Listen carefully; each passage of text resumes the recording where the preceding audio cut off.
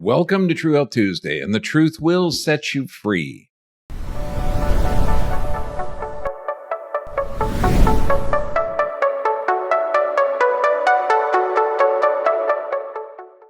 Now, let's get into it. Cancer, and this is part one of two parts. The search for the magic pill. Well, it was inspired by this question from Thomas Levine. Dr. Bergman, what do you suggest when you have stage 4 cancer, can't afford treatments, spread to the lungs, stomach, from the thoracic area, and I think it's from my wife breathing toxic fumes from flooring cement. The hospital said she had swelling of the blood vessels in her brain. I'm from the U.S., but we live in Vietnam. That's a nightmare situation. But let's look at the cause, because a lot of the treatments that are given through the medical world for this is going after the tumors and the growth instead of actually looking at the cause. So let's look at this. Well, now first, when you're talking early 1900s, 1 in 20 got cancer. In the 40s, 1 in 16. In the 70s, 1 in 10. 2016, 1 in 2. So the cancer rates are massively increasing. Now, with 500,000 deaths every year from cancer, in 2011, cancer was the #1 cause of death in the Western world. And the World Health Organization predicts that cancer rates are going to double by 2030. And again, no one's looking at the cause. Now, the war on cancer. Now, this is from The Lancet. You're looking at a 300% increase in breast cancer in 32 years when the population only increased 30%. Quote, failure to appreciate that local invasion and distant metastasis rather than cell proliferation itself are lethal. Obsession with the cure of advanced disease rather than prevention of early disease and neglect of the need to arrest pre-neoplastic lesions may have all served to make victory elusive. And that was heck 30 years ago. Now, please like this video, share this video, and subscribe to our channel. It's going to help us grow and spread this life-saving and life-changing information. Now, the business of cancer, and this is one of the challenges because we don't have a society focused on health. Over $100 billion per year, and you got to pay a large deductible, usually around $50,000, and cost of medications isn't covered. Researchers estimate that the cure for cancer, if there was a cure, if it was a disease, $50 trillion. Now, chemotherapy, again, damages the rapidly multiplying dividing cells of the body, such as your bone marrow, which produces blood, digestive system, reproductive system, hair falls out. Remember, it's a poisonous toxic chemical, and they want to kill the fast-growing cells. According to the Journal of Clinical Oncology, quote, the overall contribution of cytotoxic chemotherapy to 5-year survival rates was estimated to be 2.3% in Australia and 2.1% in the U.S. 2%, that means 98% failure or 97.9% failure. Obviously, it's an abnormal approach. Now, the U.S. government admits that chemotherapy and radiation cause cancer. Current approaches to combat cancer rely primarily on the use of chemical and radiation, which are themselves carcinogenic and may promote recurrences and development of metastatic disease. The U.S.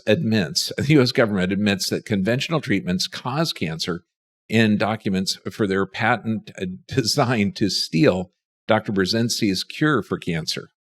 It's insane. Yeah, the doctors that come up with the actual solutions are really vilified. Now, from Professor John Carnes from Harvard University, or Cairns, aside from certain rare cancers, it's not possible to detect any sudden changes in the death rates for any of the major cancers that could be credited to chemotherapy. Whether any of the common cancers can be cured by chemotherapy has yet to be established. It's crazy. And then when you look at the inside, the effects, some people call them side effects of cytotoxic drugs. Cytotoxic means they kill cells. You're looking at damages your cells in your stomach and your intestines. That's 70 to 90% of your immune system. Sensory loss, nausea, loss of appetite, loss of sex drive, loss of white blood cells, permanent organ damage, organ failure. It's crazy. Causes of DNA damage. Research tested the effects of a type of chemotherapy on tissue collected from men with prostate cancer, and they found evidence of DNA damage in healthy adults after treatment. Causes of cancer to be activated. It causes cancer to be activated. According to Erwin Brosh, a biostatistician for the National Cancer Institute, discovered that many cancers that are benign will not metastasize until they're hit with chemotherapy. Many people who had been diagnosed with metastatic cancer did not have metastatic cancer until they got chemotherapy. Drugs were found to make tumors metastasize and grow massively in size. As a result, the drug killed the patient more quickly.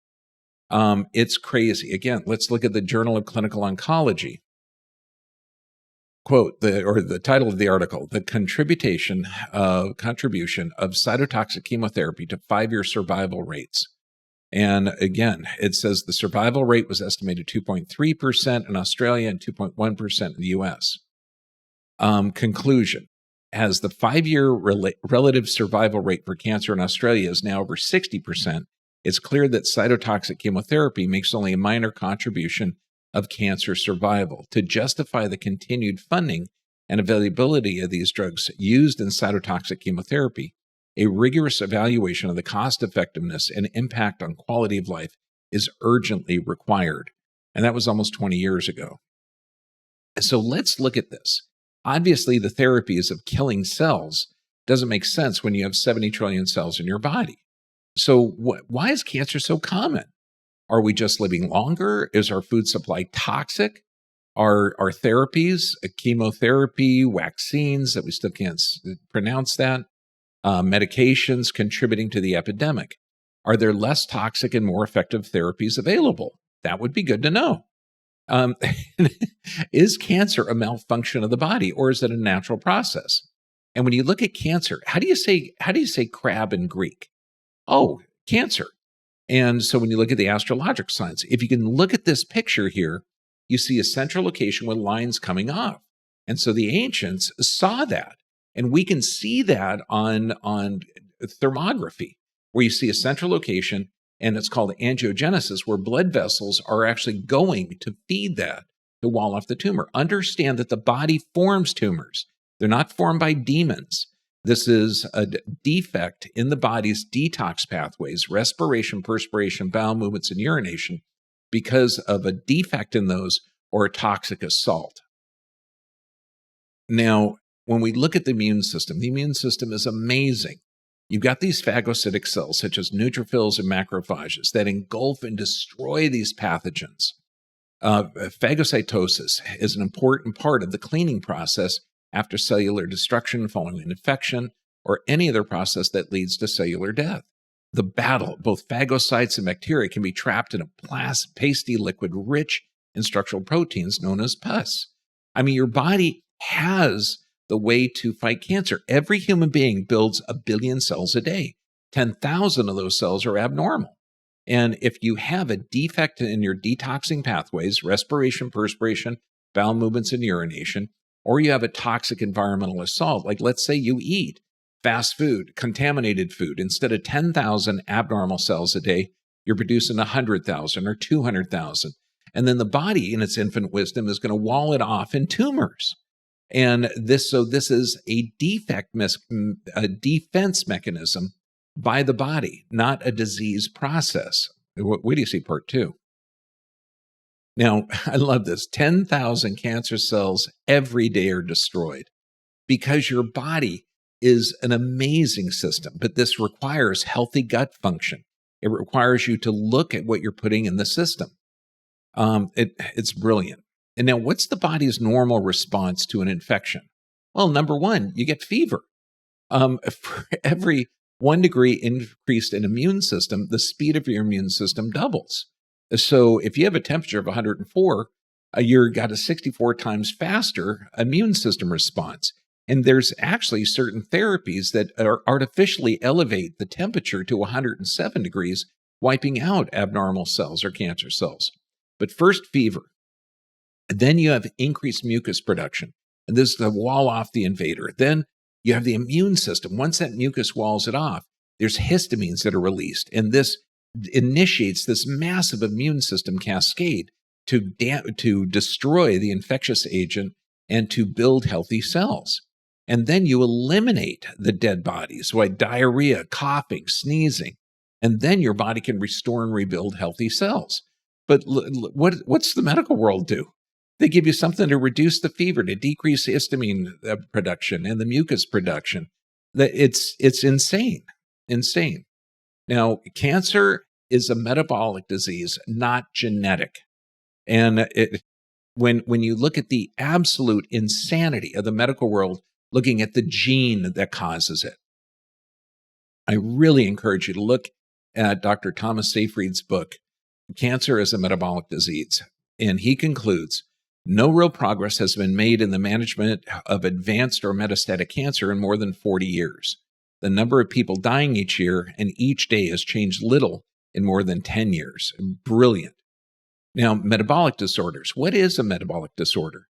Metabolism is the process your body uses to get or make energy from the food you eat. And food is made up of protein, fats, carbohydrates. Chemicals in your digestive system break these food parts down into usable sugars from the carbohydrates, amino acids from the protein, and fatty acids from the fats. And this is your body's fuel. Your body uses this fuel right away or can store it for energy in the body tissues, such as your liver, muscles, and fat. Now, a metabolic disorder occurs when abnormal chemical reactions in your body disrupt this process.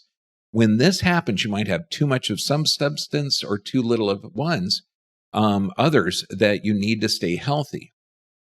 And there are different groups of these disorders.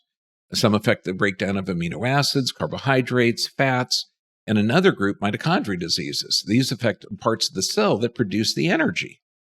Again, I love this. The view that cancer is genetic disease is no longer credible. You do not have, if you looked at the original slide, the very first one in this talk, okay, cancer rates are exponentially increasing. And genes don't change that fast, not in 100 years. Now, some of the factors that cause respiratory insufficiency, most cancers, regardless of the cell or tissue and origin, is a singular disease of respiratory insufficiency coupled with compensatory fermentation. These are not really hundreds of cancer types that need to be studied and separated. There's a common mechanism for treating all cancers.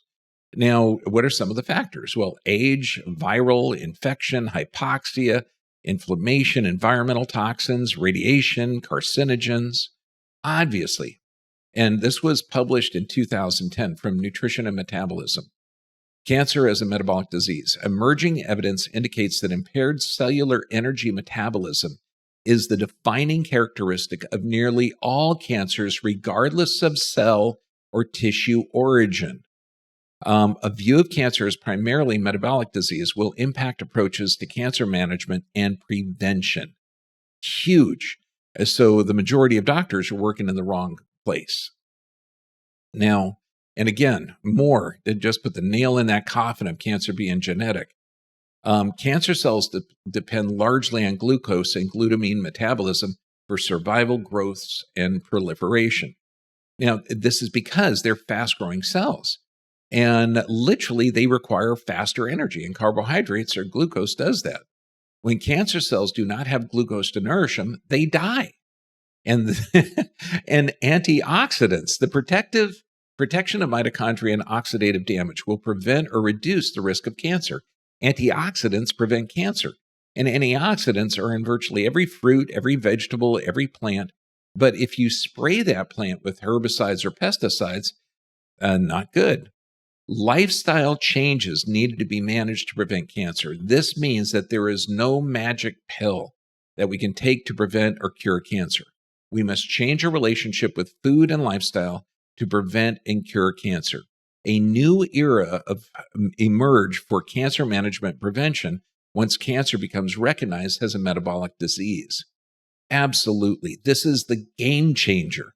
When you know that your body forms cancer for a reason. Okay, and we know that chemotherapy can cause secondary cancers, and there's no evidence that it helps Obviously. So let's remember the quality of your life depends on the quality of questions you ask. Why are effective non-toxic therapies not promoted by the standard oncologist? Good question. Why are the options only surgery, chemo, and radiation proposed? Well, here we go. Let's look at Robert Adkins, MD. Quote, there is not one but many cures for cancer available. They're all being systematically suppressed by the American Cancer Society and the National Cancer Institute and the majority of oncology centers. They have too much of an interest in the status quo. Absolutely. From Samuel Epstein, MD. We are not dealing with a scientific problem. We are dealing with a political issue. If the last 4 years didn't help you with understanding that, okay, remember, it was insane. And a truth about cancer, I totally encourage you to look at that website from Dr. Erman Shanin. If an oncologist wanted to discuss other alternative or natural means of curing your cancer, they would probably be investigated by the medical board and possibly even prosecuted in some cases, depending on the situation. Not only are they not incentivized to do it, but I think in a lot of cases, they're probably scared to even bring up some of these truths. And next week, it's going to be huge. We're going to go on the causes and solutions, how to reverse this metabolic disease of cancer. Stay tuned for next week. This quote from Thomas Edison, brilliant. The doctor of the future will give no medicine, but will interest his patients in the care of the human frame, in diet, and the cause and prevention of disease. Thomas Edison was right. And your body is a temple, but only if you treat it as one. From Astrid Aluda. It is a temple. Your body was designed for this planet. The world was designed for you. You are a natural species on this world. Disease is merely an adaptive response. Stay healthy, my friends, and stay tuned for part 2. This is going to be world-changing. God bless you all. Stay healthy, my friends.